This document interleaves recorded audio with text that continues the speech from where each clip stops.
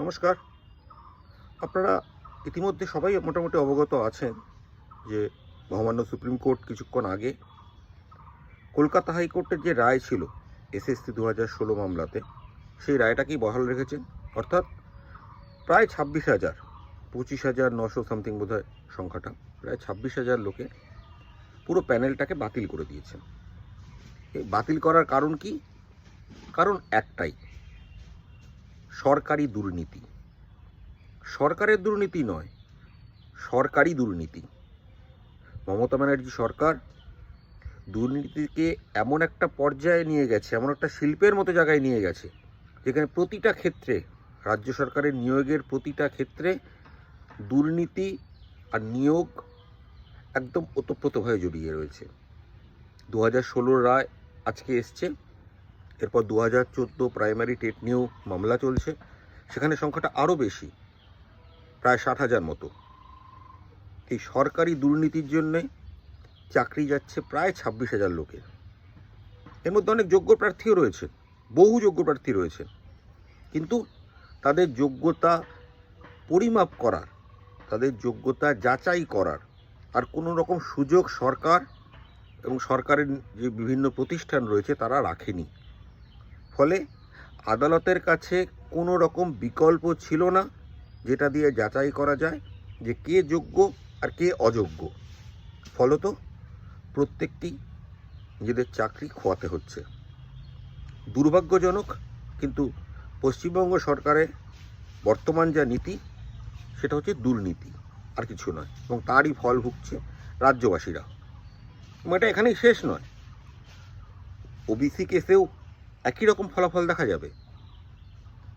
OBC case, যেটা high court OBC আইনটাকেই অবৈধ বলে দিয়েছেন, এবং যদিও হাইকোর্ট বলেছিলেন তার রায় যারা ইতিমধ্যেই চাকরি পেয়েছে তাদের চাকরি বহাল থাকবে, কিন্তু আত্মদীপ একজন মামলাকারী হিসাবে সেই অংশের সঙ্গে সহমত হয়নি।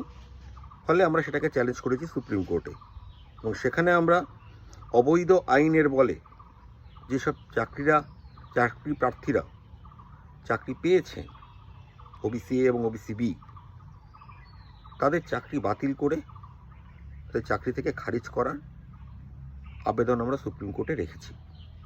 এখন অনেকেই আমাকে প্রশ্ন করেন যে সবসময় হিন্দু মুসলিম করেন কেন, ওবিসি নিয়ে আপনার এত রাগ কিসে?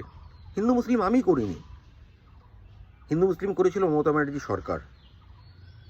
ওবিসিকে যদি আর্থিক মাপকাঠিতে পরিমাপ করা হতো আমাদের কোনো রকম আপত্তি ছিল না, এখনও নেই। তাতে মুসলমান আসুক, হিন্দু আসুক, কিন্তু মাপকাঠিটা যেন সমান হয়। কিন্তু মমতা ব্যানার্জি সরকার এবং তার আগে বুদ্ধদেব ভট্টাচার্য সরকার শুধুমাত্র ভোটের স্বার্থে মুসলমান ভোট ব্যাংকে তুষ্ট করার জন্যে 10% কোটা দিয়েছিল মুসলমান বহুল ওবিসি একে, এবং হিন্দু ওবিসিদের দিয়েছিল 7% কোটা। হিন্দু মুসলমান আমি করিনি। এমনকি রিসেন্ট সরকার যে বেঞ্চমার্ক সার্ভে শুরু করেছে, যেটার জন্য সময় চেয়েছে সুপ্রিম কোর্টের কাছে এবং যেটাকে আমরা চ্যালেঞ্জ করেছি হাইকোর্টে, সেই সার্ভেতেও আপনি যদি দেখেন যে 113টা ক্লাসকে, ক্যাটাগরিকে বেছে নেওয়া হয়েছে রিসার্ভের জন্য বা বেঞ্চমার্ক সার্ভের জন্যে, 113টাই মুসলিম ক্যাটাগরির মধ্যে, দু একটা বাদ দিলে। তাহলে মুসলমানদের কেবলমাত্র জাস্টিফাই করার জন্যে, তাদের চাকরিতে পুনরায় ঢোকানোর জন্যে, ওবিসি সার্টিফিকেট ভ্যালিডেট করার জন্যে যে প্রক্রিয়া, সেটা সরকার করছে, আত্মদীপ বা প্রসূন মৈত্র নয়। তাই ওবিসি কেসে দায়, হিন্দু মুসলমান ডিভিশন করার দায় রাজ্য সরকারের ওপরে। এর সঙ্গে আরেকটা ইন্টারেস্টিং তথ্য, আজকে মহামান্য সুপ্রিম কোর্ট নির্দেশ দিয়েছেন যে আগামী 3 মাসের মধ্যে এই নিয়োগ প্রক্রিয়া, যে প্রক্রিয়া বাতিল করে দেওয়া হলো, যে প্যানেল বাতিল করা হলো, সেই নিয়োগ প্রক্রিয়া করতে হবে, সমাপ্ত করতে হবে। আর মজার বিষয় হলো 18ই মার্চ এই রাজ্য সরকারের আইনজীবী কপিল সিব্বল সুপ্রিম কোর্ট থেকে 3 মাস সময় চেয়ে নিয়ে এসছেন যাতে ওবিসি যে মামলাটা, ওবিসি কেসটা শুনানি স্থগিত থাকে এবং সরকার বেঞ্চমার্ক সার্ভে করতে পারে। যে 3 মাস চেয়ে এনেছেন তার 15 দিনের মধ্যেই এই রায় আসলো সুপ্রিম কোর্টের। অর্থাৎ 2.5 মাস সময় রাজ্য সরকারকে এই সার্ভে শেষ করে নিয়োগ করার জন্য রয়েছে। এর মধ্যে রাজ্য সরকারকে সার্ভে শেষ করতে হবে এবং তারপর নিয়োগ প্রক্রিয়া চালাতে হবে। তাহলে এবার নিয়োগ প্রক্রিয়া চালানোর সময় স্বাভাবিকভাবেই তার মধ্যে যদি 2.5 মাস বাদ দিই 15 দিনের মধ্যে নিয়োগ প্রক্রিয়া শেষ হওয়া সম্ভব নয়।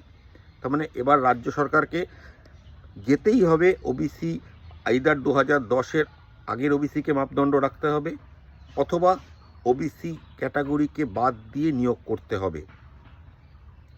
হাইকোর্ট অলরেডি ক্লিয়ার করে দিয়েছেন যে বাতিল করা ওবিসি শ্রেণীগুলিকে বাদ দিয়ে রাজ্য সরকার যদি নিয়োগ প্রক্রিয়া চালায় তাহলে আমাদের কোনো আপত্তি নেই, আদালতের কোনো আপত্তি নেই। কিন্তু রাজ্য সরকারই কেবল মুসলমানদের ঢোকাতে পারবে না বলে সারা রাজ্য জুড়ে 1 বছর ধরে নিয়োগ প্রক্রিয়া বন্ধ রেখে দিয়েছে। এবার দেখার এই যে 3 মাস সময়সীমা সুপ্রিম কোর্ট বেঁধে দিয়েছেন, এর মধ্যে রাজ্য সরকার কী করে।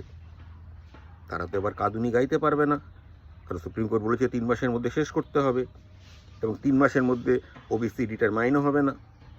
সেক্ষেত্রে কী হবে? সুতরাং অনেক কিছু ঘটবে আগামী 3 মাসের মধ্যে। আপনারা নজর রাখুন এবং নিজেদের বিবেককে, নিজেদের আত্মদীপকে সেই অনুযায়ী পথ চলুন। সেই বিবেকের যেটা বলছে সেটা করুন। দলদাস হয়ে ভালো থাকবেন না। আজকে যারা চাকরি করেছিল একদিন, তাদেরকে তাদের মাইনেও ফেরত দিতে হবে। ফলে রাজ্য সরকারের কোষাগার কিন্তু আবার ফুলে ফেঁপে উঠবে। তাদের মাইনে ফেরত দেওয়াতে যাদের ঘুষ দিয়ে চাকরি পেয়েছিল তাদেরও চাকরি গেল, যারা ঘুষ দিয়ে চাকরি পায়নি যোগ্যতায় পেয়েছিল তাদেরও চাকরি গেল। এবং প্রত্যেককেই যদি হাইকোর্টের নির্দেশে যেহেতু হস্তক্ষেপ করেনি সুপ্রিম কোর্ট, তাই তাদেরকে টাকা ফেরত দিতে হবে কাকে? রাজ্যকে। ফলে মমতা ব্যানার্জির কিছু এসে গেল না। তিনি এবং তার চালাচামুন্ডারা দুর্নীতিও করলেন, আবার রাজ্যের কোষাগার ফুলে ফেঁপে উঠল। আর যদি 50,000 টাকা করে যদি মাইনে ধরি অ্যাভারেজে, তাহলে বছরে 6 লাখ, 9 বছরে 54 লাখ টাকা। এই টাকা ফেরত দিতে হবে চাকরি প্রার্থীদেরকে। গড়ে বলছি, অ্যাভারেজে বলছি, স্পেসিফিক কোনো সংখ্যা আমার জানা নেই। তাহলে এই 50 লাখ টাকার মতো যে ফেরত দিতে হবে, সেটা আজকে যারা চাকরি গেল তাদেরও দিতে হবে, এবং ভবিষ্যতে ওবিসি আইনে, অবৈধ ওবিসি আইনে যারা চাকরি পেয়েছে তাদেরকেও দিতে হবে। সুতরাং এটা মাথায় রেখে সতর্ক থাকুন, সজাগ থাকুন, এবং এই দুর্নীতিগ্রস্ত সরকারকে আর বরদাস্ত করা যাচ্ছে না। এরা সহনশীলতার সব সীমা অতিক্রম করে গেছে, নির্লজ্জতার সব সীমা অতিক্রম করে গেছে। এদের প্রতি সততার প্রতীক যে তকমা ছিল সেটা বহুদিন আগেই গলে পচে গা থেকে খসে পড়ে গেছে। এই এত লোকের জীবন নিয়ে ছেলে খেলা করা সরকারকে মেনে নেওয়া যায় না। আগামী বছর নির্বাচন আছে, সেই নির্বাচনে নিজেদের গণতান্ত্রিক অধিকার সঠিকভাবে প্রয়োগ করুন, যাতে দুর্নীতিমুক্ত সরকার প্রতিষ্ঠিত হয় এবং যুব সমাজের, ছাত্র যুব সমাজের অধিকার সুরক্ষিত থাকে। ধন্যবাদ।